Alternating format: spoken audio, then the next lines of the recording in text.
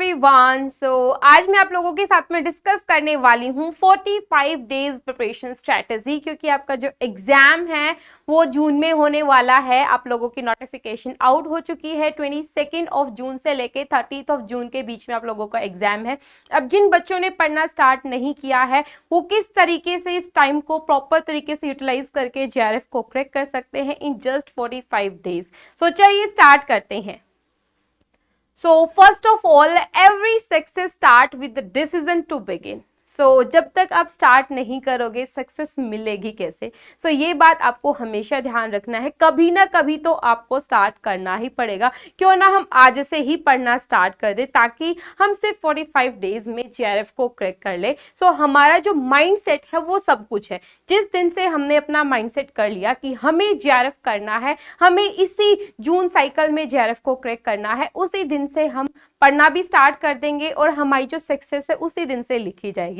आपकी जो सक्सेस है वो जस्ट कहाँ से स्टार्ट हो रही है? जिस दिन आप अपना मन बना लोगे कि हाँ, आज से मुझे अपना जो पढ़ना है, अपनी प्रिपरेशन है वो आज से स्टार्ट करनी है।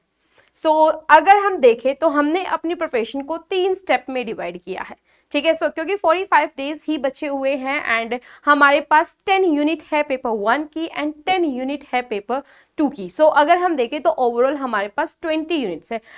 अगर मैं बात करूं पेपर 1 एंड पेपर 2 में से कौन ज़्यादा इंपॉर्टेंट है, तो guys both papers are equally important. अगर आपको जेआरएफ करना है तो आपको दोनों ही पेपर को टाइम देना पड़ेगा, क्योंकि दोनों ही पेपर जेआरएफ के लिए इंपॉर्टेंट है।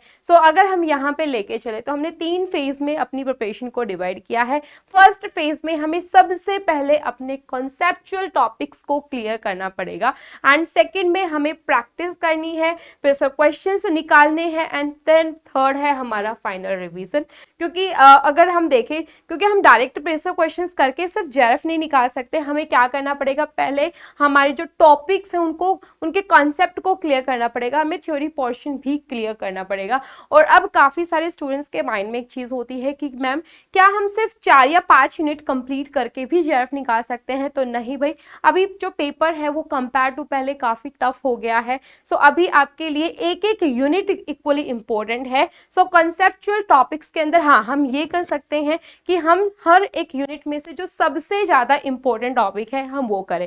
अब एक चीज़ और मैं बताना चाहूँगी गाइज, माइंड से एक चीज़ निकाल देना, अब वो टाइम है जहाँ पे हम कुछ नया पढ़ने से अच्छा है जो सबसे ट्रेंडिंग टॉपिक है, जहां से सबसे ज्यादा क्वेश्चंस आते हैं, हम उन पे फोकस करें, ठीक है। तो हमारा जो मेन फोकस होना चाहिए वो किस पे होना चाहिए कि जो मोस्ट रिपीटेड टॉपिक है, ठीक है, मोस्ट रिपीटेड टॉपिक है। क्योंकि मैंने काफी सारे बच्चों को देखा है जो मोस्ट रिपीटेड टॉपिक को छोड़ के नए टॉपिक्स पे फोकस करते हैं। अगर जो टॉपिक हमने देखा, जो हम हमेशा पढ़ते आ रहे हैं, अगर हम उनको ही स्ट्रॉन्ग करके चलते हैं तो उनके करेक्ट होने के चांसेस ज़्यादा होते हैं। नए टॉपिक्स आपके बिल्कुल नए होते हैं, जो टॉपिक आपको आता ही नहीं, आपने कभी नहीं पढ़ा है, उनको अगर आप स्टार्ट करोगे तो उसमें टाइम भी ज़्यादा लगेगा।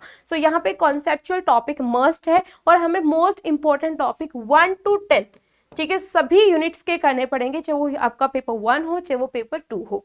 उसके बाद अब सेकेंड फेज में हमें क्या करना है, practice and previous questions then final reason. अब 1 by 1 इनके बारे में कर लेते हैं।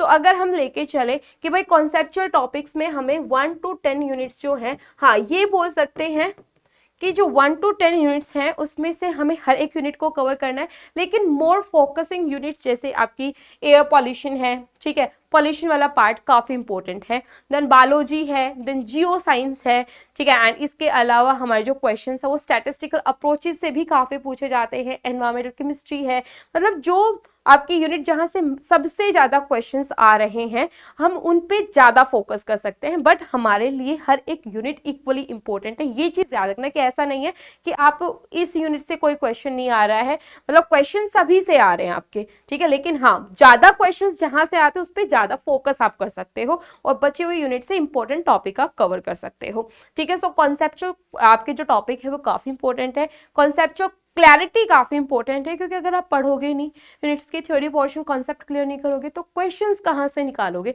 तो सबसे पहले ये याद रखना कि हमें मोस्ट इंपॉर्टेंट टॉपिक यहाँ से कवर करने पड़ेंगे। एंड देन नेक्स्ट अगर हम लेके चले तो नेक्स्ट है प्रैक्टिस एंड प्रीवियस क्वेश्चंस।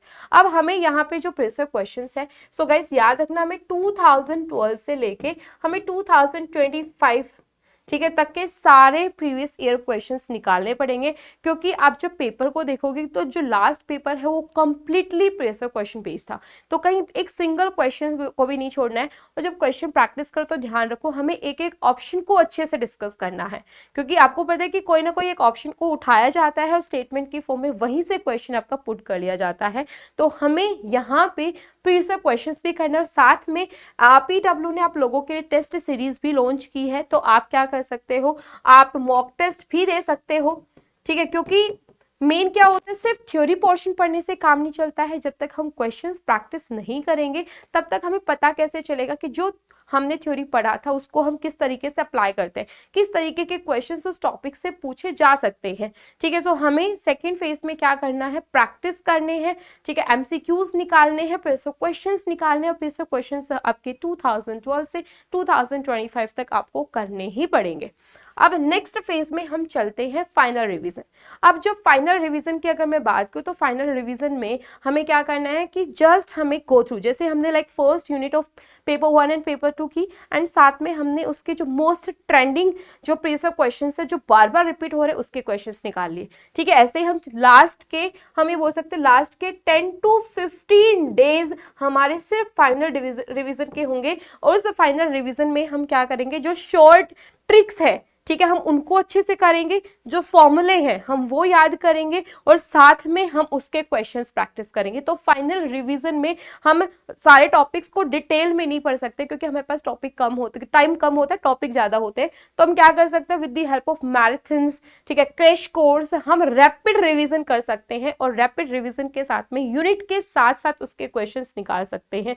ठीक है, तो गाइज ऐसा नहीं है कि 45 डेज में JRF नहीं हो सकता, JRF हो सकता है, लेकिन उसके लिए आपको स्टार्ट करना पड़ेगा पढ़ना। ठीक है, जब जिस दिन से पढ़ना स्टार्ट कर दोगे उस दिन से देख लो आपका जो एग्जाम है, ठीक है, आप we can say day by day अगर आप कंटिन्यूअसली पढ़ रहे हो, ठीक है, कंसिस्टेंसी से पढ़ रहे हो, तो JRF तो होगा ही, क्योंकि JRF हार्डवर्क मांगता है और हार्डवर्क तो आपको करना ही पड़ेगा। ठीक है, सो आप बस ये सोच लो कि भाई 45 डेज में से हमें एक भी दिन वेस्ट नहीं करना, हमें दिन रात पढ़ना है, क्योंकि लिमिटेड टाइम है, लिमिटेड आपके पास काफ़ी सारे बच्चे ऐसे हैं जो जॉब पे भी जाते हैं, काफ़ी सारे ऐसे हैं जो वर्किंग है या पढ़ रहे हैं, यूनिवर्सिटीज़ जाते हैं, तो उनके लिए वैसे भी टाइम काफ़ी लिमिटेड होता है। तो कहीं भी किसी भी एक मिनट को वेस्ट नहीं करना है, क्योंकि अगर हम 45 डेज पढ़ ले तो हमें दोबारा से सारी चीज़ें रिस्टार्ट करने की ज़रूरत नहीं पड़ेगी। एंड वी कैन से हम काफ़ी सारे मैराथन्स आप लोगों के लिए लॉन्च करने वाले हैं ऑन YT चैनल्स, तो आप वहाँ से भी हमें फॉलो कर सकते हैं। सो अभी 45 डेज अगर आपने एक एक कॉन्सेप्ट रिपीटेड टॉपिक को अच्छे से कवर कर लिया, उसके पे से क्वेश्चंस कर लिए एंड प्रैक्टिस कर लिया, उसके मॉक टेस्ट वगैरह फाइनल रिवीजन कर लिया, तो आपका JRF तो इजीली हो जाएगा। Thank you.